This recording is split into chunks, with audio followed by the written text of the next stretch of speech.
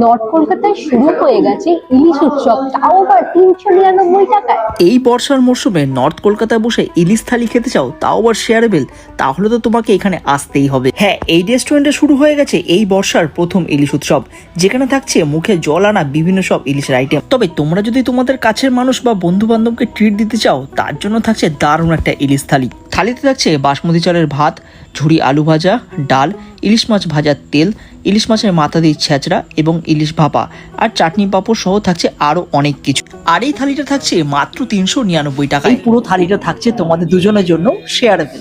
আর এখানেই শেষ নয়, এনাদের আলাকাট মেনু থেকে তোমরা ইলিশ বিরিয়ানি সহ আর অনেক রকম ইলিশের আইটেম অর্ডার করে নিতে পারো।